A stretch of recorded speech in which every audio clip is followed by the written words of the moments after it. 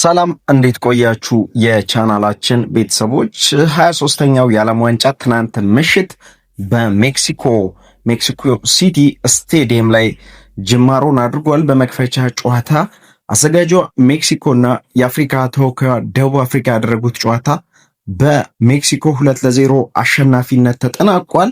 ይህ ዓለም ዋንጫ በሶስት ሀገራቶች ነው የሚደረገው። በካናዳ፣ አሜሪካና ሜክሲኮ አስተናጋጅነት የሚደረግ ጨዋታ ነው። በትናንቱ የመክፈጫ ጨዋታ ሜክሲኮ ደቡብ አፍሪካን 2-0 ማሸነፍ ችላለች። በጨዋታው ላይ ብዙ አነጋጋሪ ነገሮች ነበሩት። የሜክሲኮን የመጀመሪያውን ጎል ያስቆጠረው በ9ኛው ደቂቃ ጁሊያን ኪናውስ ሲሆን በ67ኛው ደቂቃ ራውል ሄሚኔዝ የሜክሲኮን ሁለት ጎሎች ያስቆጠሩ ተጫዋቾች ናቸው። በደቡብ አፍሪካ በኩል ሁለት ተጫዋቾች በቀይ ካርድ ከሜዳ ሲሰናበቱ በሜክሲኮ በኩል አንድ ተጫዋች በቀይ ካርድ ከሜዳ ተሰናብቷል። ይህም በዓለም ዋንጫ ታሪክ በመጀመሪያ መክፈቻ ጨዋታ እንዲህ አይነት አጋጣሚ ሲከሰት የመጀመሪያው ነው። በደቡብ አፍሪካ በኩል በቀይ ካርድ የወጡት ተጫዋቾች ስቲሆሊና ዝዋኔ ናቸው። በሜክሲኮ በኩል ሴዛር ሞንቴስ በቀይ ካርድ ከሜዳ ተሰናብተዋል።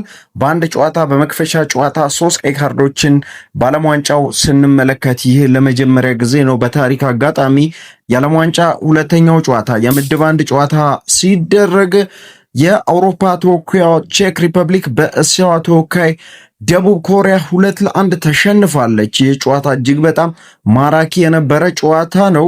ለደቡብ ኮሪያ ሁለቱን ጎሎች ያስቆጠሩት በ67ኛው ደቂቃ ላይ ሆዋንግሊ ቢዮም ሲሆን በ80ኛው ደቂቃ ሆሊዮን ጁይ ነው ሁለተኛው ጎል ማስቆጠር የቻለው።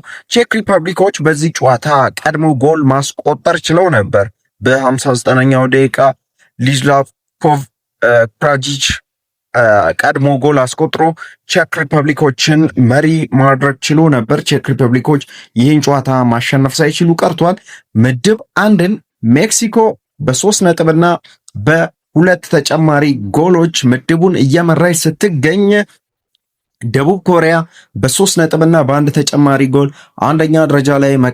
ሁለተኛ ደረጃ ላይ መቀመጥ ችላለች። ሶስተኛ ደረጃ ላይ የተቀመጠችው ቼክ ሪፐብሊክ በአንድ የግብ ዕዳና በ0 ነጥብ ሶስተኛ ስትሆን የአፍሪካ ተወካዩ ደቡብ አፍሪካ በ0 ነጥብና 2 የግብ ዕዳ አራተኛ ደረጃ ላይ ተቀምጣለች። የሁለተኛ ቀን የዓለም ዋንጫ ጨዋታዎች ዛሬ ሲደረግ ምሽት 4 ሰዓት ላይ ካናዳ ቦስኒያን ታስተናግዳለች። የካናዳና የቦስኒያ ኤንድ ሄርዘጎቪና ጨዋታ ምሽት 4 ሰዓት ላይ ይደረጋል። ሌላኛው ጨዋታ ሌሊት ወይም ሊነጋጋ በኢትዮጵያ ሰዓት ሊነጋጋ ሲል 10 ሰዓት ላይ አዘጋጇ አሜሪካ ከፓራጓይ ጋር የደቡብ አሜሪካ ተወካዩ ጋር አሜሪካ ጋር ጨዋታውን ታደርጋለች።